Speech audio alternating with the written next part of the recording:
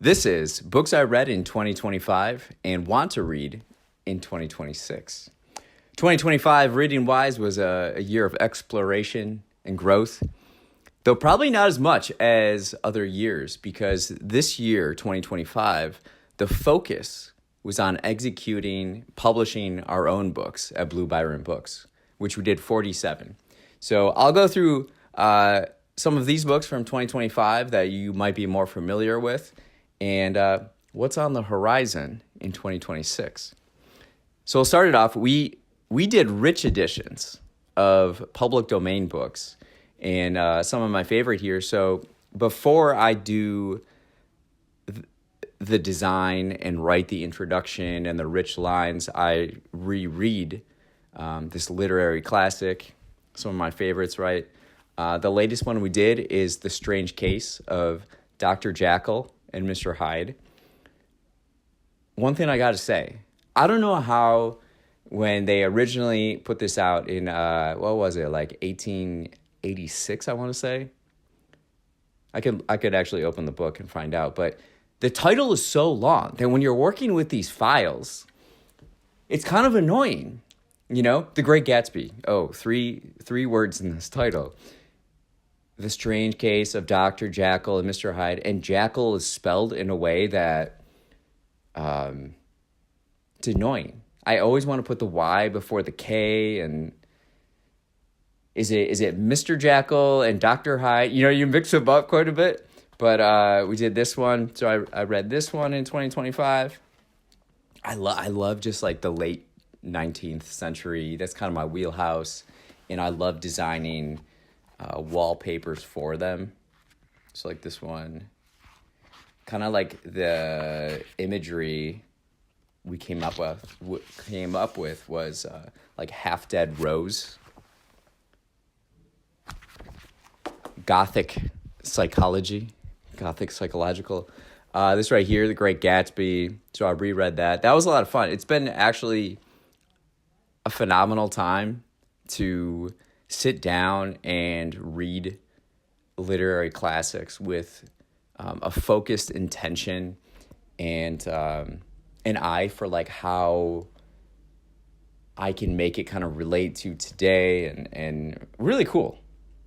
So The Strange Case of Dr. Jekyll and Mr. Hyde. We got The Great Gatsby by F. Scott Fitzgerald.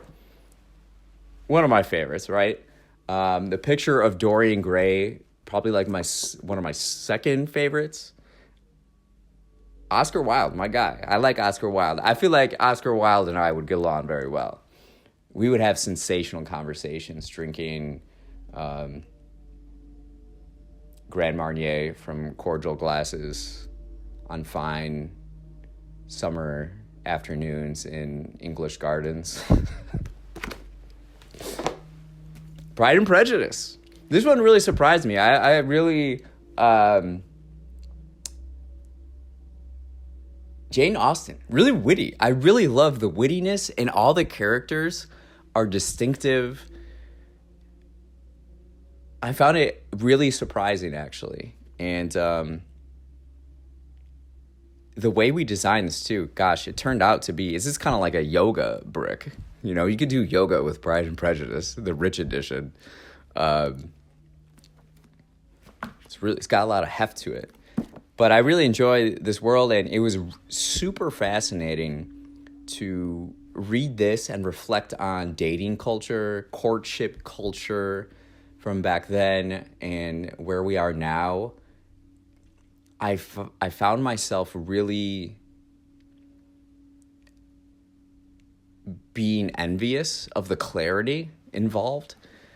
Don't get me wrong. It's like there's a lot of sexism and classism, but it was very clear. And I feel like dating-wise, I wrote this into the introduction, but like it was clear. And that's something we don't have today. As a Man Thinketh by James Allen. This is one of the best. Like, to feed your mind. This is so great for your mind. I wish I would have came across it sooner in life. Treasure Island.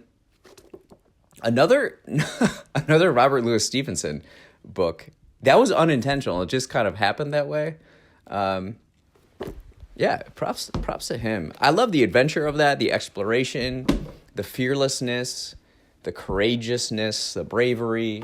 Um, Again, we did 47 books with Blue Byron books, so I read all of those.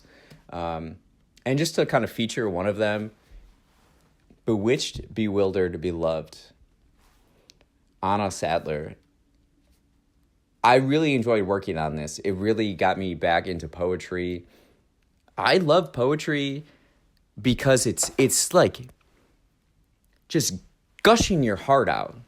Like, this is how I feel. And you just say it to the world. And the poetry projects I've worked on in the past, and I love reading and working on those projects because I just admire the writers so much that do this.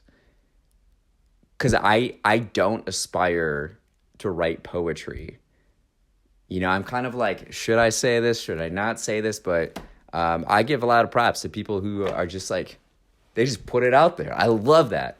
And she did such a phenomenal job, and I really enjoyed designing this book. I think it's beautiful, gorgeous. So yeah, that one. Okay, now we get into books that are not Blue Byron books. I don't know how many I've read. I don't have like a list. I have a Goodreads account, but I don't really use it. I don't really post on Instagram. Maybe I will soon, but I have 3 locations of libraries. There's one in the studio. So I'm here in the studio right now, and I keep books around that say in the next 6 months to 3 years, I think I want close by. Then I have like 2 shelves in the office, and then I have 1 shelf explicitly for Blue Byron books. Those are a little bit more nonfiction. And then in the barn, I have like 5 or 6 totes of books. And those are more like long-term, to have in like when I have a long-term vision of my library, like, wood, book shelving, and smoking cigars in my study. That's what those are for. So how I kind of read is like, I'll come up with an idea or something's on my mind, and then I go grab that book. Throughout the years since 2020, I've gone to thrift stores and I get books super cheap, like $1, $2. It's incredible. A book can change your entire perspective on the world. And I mean, even at like regular retail price, like $20, $30, $15, that's such a great bargain. But for like $1, $2, it's crazy. It's crazy. So here are some. On a regular basis, I read the Tao Te Ching and Stoicism, Meditations, Marcus Aurelius, the Daily Stoic. Now, I will say, actually, in 2025, I sort of abstained from reading these 2 books. The reason, since 2018, every single day I've read the Tao Te Ching and the Daily Stoic. And it's very effective with philosophy, but I feel like I'm at a point where it's really good, I would say, for defense.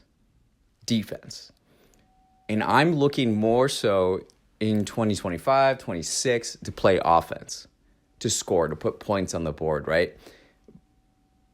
But this is phenomenal for defense, to where in the world today, there's so much anxiety, overstimulation, so much information bombarding us all the time that it's so important, so crucial to practice philosophy, a outlook on life in which you can navigate it and move with ease and purpose. And I really attribute these books for helping me with that, to where like I feel unfazed by digital technology. Think and Grow Rich. Think and Grow Rich. Napoleon Hill, this is a classic. I do lean a lot towards classics. Speaking of offense, I started reading a little bit more Nietzsche. I feel like Nietzsche really, he's really about empowering the individual. Now this one, The Will to Power, there's some controversy around it. It's unfinished. So it was unfinished. Nietzsche went crazy. I don't know the full story. But his sister was part of kind of like the Nazi movement, and she sort of like tried to hijack Nietzsche's work to support the Nazi movement, which I don't support. So when you have like this is like the first version that's unfinished, and it actually is really hard to read. It's not organized because it wasn't done, right? But I think there's still some good stuff in here. Offense. This is a wild book. This isn't the first time I've read it. I enjoy reading this book, Be Here Now. This is by Ram Dass, right? This is probably my third or fourth time reading it. It's a great book. First of all, it's one of the most uniquely designed books. And I'll show you one of the insides. It has these illustrations, and it's spiritual, philosophy. It's all about being present. Be here now. Be here now. You know, don't be thinking about later. Don't be thinking about the past. Be here right now in the space. Be watching this video. Immerse yourself in this video. Be here now. This is great for when you're feeling stressed out about life, or you are going through some challenges. Read this and it's like instant relief. It's amazing. Be here now. Be prepared though. It is different. It's quite different. That's all I'll say. This is The Hero with 1,000 Faces. I personally, on my hardcovers, I don't like the jackets. I take the jackets off most of the time, and I read it that way. The Hero with 1,000 Faces. This is a pretty well-known book or idea by Joseph Campbell. This is late 40s, 50s, 20th century, and it's essentially how a lot of religions, myths, stories, not just religions, but say like Star Wars, right? Storytelling. The same symbols, the same characters, the same arcs, all kind of resemble each other across culture. So there's this common core idea as a human that is sort of like ingrained in us. Like human civilizations that have never interacted with each other, but the art and culture they've created, there's similarities between them. And so Joseph Campbell goes through that. The Hero with 1,000 Faces. This is Sacred Hoops by Phil Jackson. It is probably the most influential book on me, and so because of that, I like to read it once a year to just remind me of these principles and get a refresher on life. This is about the philosophy that Phil Jackson instilled into the Chicago Bulls that led them to multiple championships. And I've applied it in my own life, and it works. It's pretty great. It centers around awareness. So essentially what you want to do, again, is be here, be now, so you can see what's happening. So when you see what's happening, all you do then is just react to it, right? You're not in your head. You're not trying to force yourself. You're just seeing what's happening and move with it, It works. This is American Vita, and this is about Indian spirituality in the West. I'm a big Beatles fan, so that's sort of a core not argument, but like a core note about how like the Beatles essentially popularized a form of Indian spirituality, brought it to light, more publicity with it, awareness, but also like the transcendental movement, Ralph Waldo Emerson in the 19th century. And back then, information and texts weren't so easily available. Now you can just go on Amazon and order it, but a lot of public domain stuff is out there too. You can go find it, go to the library. Like, we have access to like whatever book you want to read, you can go get it. And that wasn't necessarily the case throughout most of history. And I think we take that for granted. So it's, while I'm saying books I read in 2025 and coming up in 2026, we're so fortunate, Here, I just have a bunch of, I have 3 different libraries, I said, right? 3 different places where I have books, and how I acquired them at such a low cost, that is such a kind of rare phenomenon in human history. And I just want to point that out, right? This is Principles by Ray Dalio. I didn't read this one fully through, but it was kind of significant in that when I read books, I like to take big items away, extract them, and whether they're just reminders or something that I can apply to something I'm doing. And 2 of the biggest things that stood out to this was actually, I read this right before American Vita, and it was about the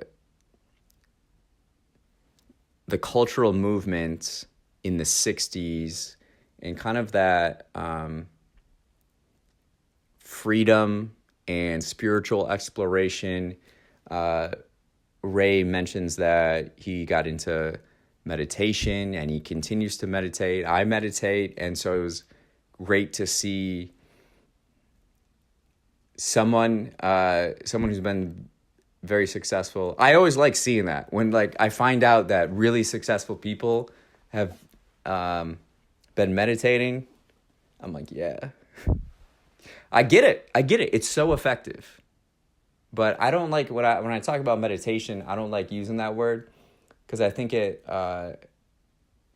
puts up a wall. It can be kind of difficult for people to understand. So I just say breathing, intentional breathing,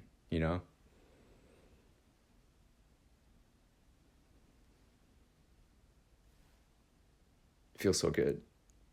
And then you're calm and focused coming out. Another thing with that principles is you got to ask yourself what kind of life you want. And based on your response, based on your answer, that will then align your actions, right? So if you want to live an extraordinary life, you have to take risks. You have to take swings. You have to do things that aren't considered conventional. And I appreciate that. This last one, now we're starting to get into books. And this is the last one I'll go over for 2025. Cosmic Consciousness by Richard Bachman, right? Buck. Richard Maurice Buck. I'm so fascinated about cosmic consciousness. And so this is kind of explaining what it is. This is actually more of a textbook, but the figures throughout human history who have acquired cosmic consciousness per se. I like learning about them. I'm very interested in the mind and the power of the mind and living life limitless, and how to make the world better with that and to get more people to live without fear and act with love and kindness and generosity and joy. I want to help contribute to that, which is a big reason, we're doing Blue Byron books. 2026. Now this is, I don't like doing this, but this is part of the video. I don't like setting aside stacks of books and label them as the next books to be read. It's actually the most predictable way for me not to read those books. The way I read books, it's a lot more spontaneous. It's a lot more serendipitous. It's a lot more like I get a sign or like a thought that leads me into what I read next. And that's why I have books so close, so that it's like, oh, you get an idea, and then it's like, oh, I think I have that book. I think I have a book that can help me learn about that. It's more so like that. But here are a few that I think are just kind of like on my mind right now. The Bhagavad Gita, a like pivotal Indian spirituality text. American Transcendentalism. I went through so many different phases where like this book is on the stack of to be read next. But I feel like the American Veda one, reading that one, I don't really have to read this one as much. So I feel like I actually won't probably read it. I'm very interested in Synchronicity, Carl Jung. The Death of Ivan Illich. I've read this one before. We're doing this one as a rich edition classic. We're going to design it a lot better than this one too. This is a really interesting one. Thinking about old age and when people are sick in society, I think it's a really humbling and really interesting book. This is a mammoth one. So I've been collaborating with ChatGPT a lot in 2025.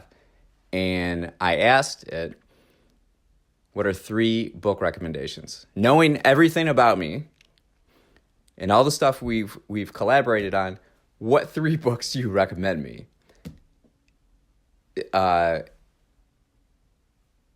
Hero with a Thousand Faces was one. Meditations by Marcus Aurelius, but I already read those. This was number 1. It's called An Eternal Golden Braid. Godel, Escher, and Bach. This is like a 1,000-page book. Like, way to go, ChatGPT. Recommend me the most ambitious book that I've ever read. No, it's like 800 pages. Still, it's like combining there's like a natural core of all humans, and there's kind of this interwovenness, and through mathematics and art, and it has a lot of like art and science together, interweaving ideas like that. I don't know.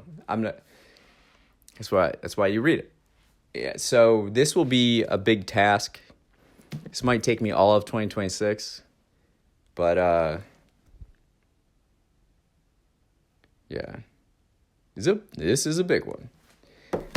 A lot of what I do though too is I study design of books. I will look at pages within them. I'll see like the copyrights. So I'm always handling books, critiquing kind of books, imagining what we'll do with our books. So I'm always kind of studying books and reading excerpts.